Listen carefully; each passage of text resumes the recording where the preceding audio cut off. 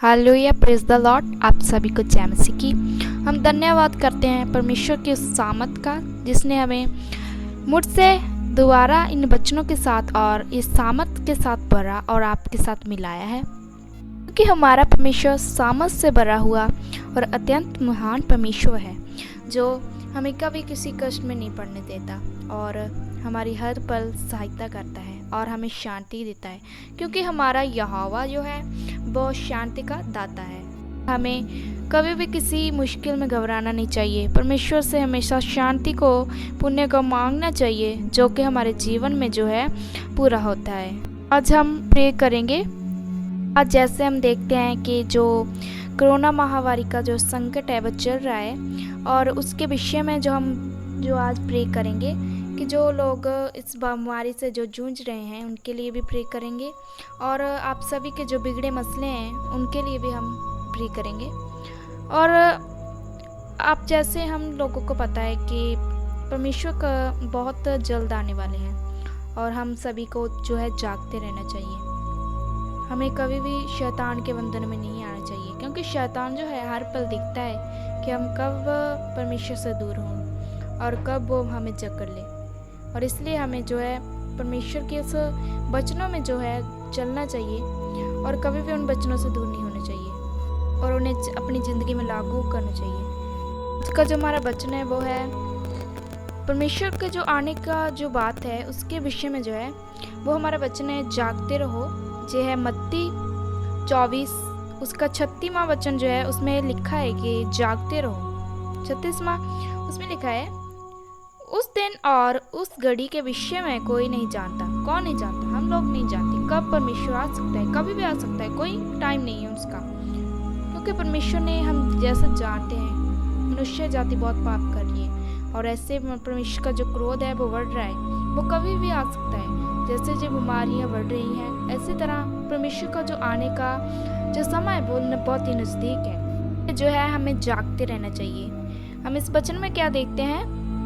हम देखते हैं, उस दिन और उस घड़ी के विषय में कोई नहीं जानता, ना स्वर्ग के दूत और ना पुत्र, परंतु केवल पिता। इसमें लिखा है, हम तो क्या, हम तो कुछ जान ही नहीं सकते, कोई नहीं जानता।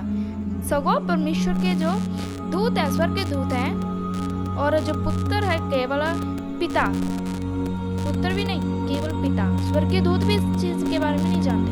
हमारे जो पिता है, परम पिता है, उसने आना है, वो सभी कुछ जानता है, इस दुनिया के बारे में सभी कुछ जानता है। इसलिए इसमें बताया गया है कि उस दिन और उस घड़ी, जो घड़ी में परमेश्वर ने आना है, उस घड़ी के विषय में कोई नहीं जानता, ना स्वर्ग के दूत और ना पुत्र, परंतु केवल पिता।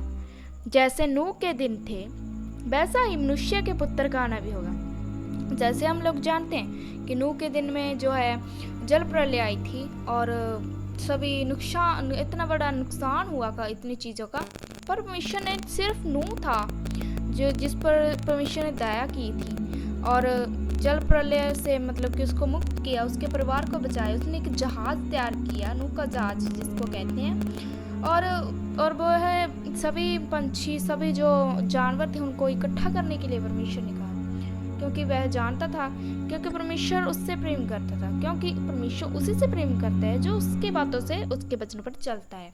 और जो नूह है वो सभी वचनों पर जो चलता था, परमेश्वर की बातों पर चलता था। उसी तरह परमेश्वर ने उसे पहले ही बता दिया कि उसका आना समय बहुत नज़दीक है। हम भी इसके बारे में जान सकते हैं, पर हम वैसे नहीं बन सकते जैसे नूह के समय में थे। बहुत सारे लोग हैं जो कहते हैं इस बात को सच नहीं जानते, पर उस दिन सभी लोग जो है परमेश्वर को देखेंगे, जब हमारे यहोवा लाखों दूतों के साथ जो है हमारी इस पृथ्वी पर जो है आगमन करेगा। जैसे इसमें लिखा है, उसके 39वें वचन में ही देखते हैं हम, मत्ती के 24 के 39वें वचन में क्या लिखता है, और जब तक जल प्रलय आकर उन सब को बहाना ले गया, तब तक उनको कुछ भी मालूम ना पड़ा। किनको? जो वहाँ पर थे।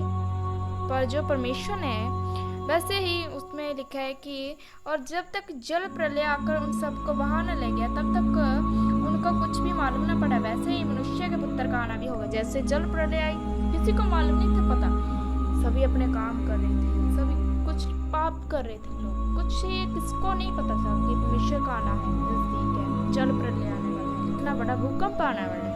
पर जो है नूह पर परमेश्वर ने दया की, और तभी सभी को पता चला जब जल प्रलय आई, सब कुछ बहा कर ले गया। और इसमें लिखा है कि उसमें 40वें वचन में क्या लिखा है, उसमें लिखा है उस समय 2 जन खेत में होंगे, एक ले लिया जाएगा, दूसरा छोड़ दिया जाएगा। एक मतलब नहीं, मान लीजिए 2 व्यक्ति हैं, एक अच्छा है एक बुरा, और परमेश्वर तो उसी का प्रेम करेगा जो उससे प्रेम करेगा, और जो पाप में होगा वो नरक में जाएगा। मतलब कि एक मनुष्य ले लिया जाएगा और दूसरा छोड़ दिया जाएगा। जाने के एक मनुष्य कौन सा है, जो परमेश्वर के वचन पर चलता है, और एक मनुष्य कौन सा है जो पाप में चलता है, उसको नरक में छोड़ दिया जाएगा और एक स्वर्ग में ले दिया जाएगा। इसी तरह और आगे में 41वें वचन में लिखा है 2 स्त्रियां चक्की पीसती रहेंगी, एक ले ली जाएगी और दूसरी छोड़ दी जाएगी। जैसे कि उसी तरह जैसे अच्छे काम करने वाली ले ली जाएगी, और एक जो बुरे काम करती है, व्यभिचार करती है, उसको क्या है, नरक में छोड़ दिया जाएगा। उसी तरह हम 42वें वचन में क्या दिखते हैं, इसीलिए जागते रहो क्योंकि तुम नहीं जानते कि तुम्हारा प्रभु किस दिन आएगा। हम नहीं जानते, हमें कुछ नहीं पता, किसी को नहीं पता, सगो स्वर्गीय दूत को भी नहीं पता, सगो हमारे केवल पिता को पता है उसने कब आना है। और अगर जागते नहीं रहेंगे तो नुकसान ही होगा। जैसे कि इसमें लिखा है 43 में, परंतु यह जान लो कि यदि घर का स्वामी जानी मान लीजिए कोई घर का स्वामी है, उसका मालिक है घर का, अगर कोई चोर आ जाए, अगर वह पहरा न दी गया, मान लीजिए उसको पहले से पता है कि चोर आने वाला है और वह पहरा देगा तो चोर क्या है, चोरी नहीं करने पाएगा। इसीलिए अगर हम पहले ही इन बातों पर चल जाएंगे जो परमेश्वर हमें वचनों के द्वारा बताता है, उसके आने के समय बताता है, उस पर चलते रहेंगे, तो हम इस जो चोरी होने से जाने के, अगर वह जागता रहेगा वो व्यक्ति, तो उसके घर पर चोरी नहीं होगी। उसी तरह अगर हम जागते रहेंगे तो हम भी इस कष्ट से जो है बच सकते हैं। इसलिए 44वें वचन में क्या दिखते हैं, इसलिए तुम भी तैयार रहो। कौन? हम लोगों को जो वचन कहा गया है, इसलिए तुम भी तैयार रहो क्योंकि जिस घड़ी के विषय में तुम सोचते भी नहीं हो, उसी घड़ी मनुष्य का पुत्र रहेगा। जानी के जब सभी लोग, जैसे इसमें लिखा है 2 लोग काम कर रहे होंगे, एक ले लिया जाएगा और दूसरा छोड़ दिया जाएगा। उसी तरह इसलिए तुम भी तैयार हो क्योंकि जिस घड़ी विषय में हम लोग काम करते होंगे, क्या पता कब परमेश्वर का आगमन हो जाए, कब वह आ जाए। इसी तरह हम सभी को जो है इस वचन को, हमारा आप सभी को आशीष मिले, इसलिए हमें जागते रहना चाहिए और जो बातें बताई गई हैं उन पर मनन करना चाहिए, परमेश्वर के वचन पर चलना चाहिए। हम एक लास्ट प्रे जो है करेंगे ताकि हम इस महामारी से और जागते रहें इन वचनों के द्वारा जो हमें वचन दिया गया है। चलिए हम प्रे करते हैं। Hallelujah hallelujah hallelujah. सामर्थ्य खुदा आपका धन्यवाद, सामर्थ्य से भरे हुए पिता परमेश्वर, आप सामर्थ्य से भरे हुए दयावंत खुदा बाप हैं, शांति के दाता हैं पिता परमेश्वर। हम सभी को शांति देने वाले हैं पिता परमेश्वर। हम आपका धन्यवाद करते हैं सामर्थ्य खुदा बाप, जो आपने हमें आज अच्छा वचन दिया। आपने कहा जागते रहो। जस्ट लॉर्ड, हमने नहीं पता, जैसे इसमें बताया है कि स्वर्गीय दूतों को ही नहीं पता, सगो आपको, केवल आपको पता है पिता। हम विश्वास करते पिता, आपका आगमन कभी भी हो सकता है। अगर जो मनुष्य इसी टाइम ना सुधरे पिता परमेश्वर, और उन आधे ले लिए जाएंगे और आधे छोड़ दिए जाएंगे, जाने के और वह मनुष्य जो पाप करता होगा वह नरक में जाएगा, और जो परमेश्वर की बातों पर चलता होगा, उस पाप नहीं करता होगा, सगो धर्म करता होगा, अच्छे काम करता होगा, उसको जो है स्वर्ग में आगमन दिया जाएगा। यस लॉर्ड, हम विश्वास करते पिता परमेश्वर, आज नहीं तो कल वह दिन आएगा जिस दिन आप इस पृथ्वी पर आगमन करेंगे पिता परमेश्वर। आपका समय बहुत नज़दीक है पिता परमेश्वर। यस लॉर्ड, हम विश्वास करते हैं पिता परमेश्वर कि आप हमें सामर्थ से भरेंगे पिता परमेश्वर। हम विश्वास करते हैं लॉर्ड, आप हमें कभी भी किसी विपत्ति में नहीं पड़ने देते खुदा बाप।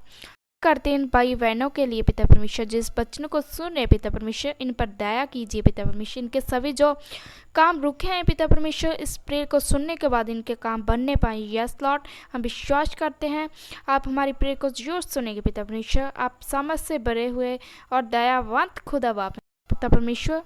हम प्रे करते हैं उन कोरोना वायरस जो चल रहा है पिता परमेश्वर, इस महामारी में पिता परमेश्वर हम विश्वास करते हैं खुदावा, आपने आज तक हमको संभाल के रखा। बहुत से लोग हैं जो इस बीमारी से जूझ रहे हैं, पर आप हम पर दया किया है पिता परमेश्वर, आपने आज तक हमको संभाल कर रखा पिता परमेश्वर, आपका धन्यवाद करते हैं। हम विश्वास करते हैं आपने उस समय से लेकर इस समय तक हमको संभाल कर रखा, उसके लिए धन्यवाद। और विश्वास है आपने अभी तक हमको संभाल के रखा और संभाल कर रखेंगे खुदावा, हम आपका धन्यवाद करते हैं खुदावा। हम विश्वास करते हैं आपने मेरे प्रे को सुन लिया है, आपके जिंदा और सच्चे नाम में मांगते हैं, आमीन आमीन आमीन।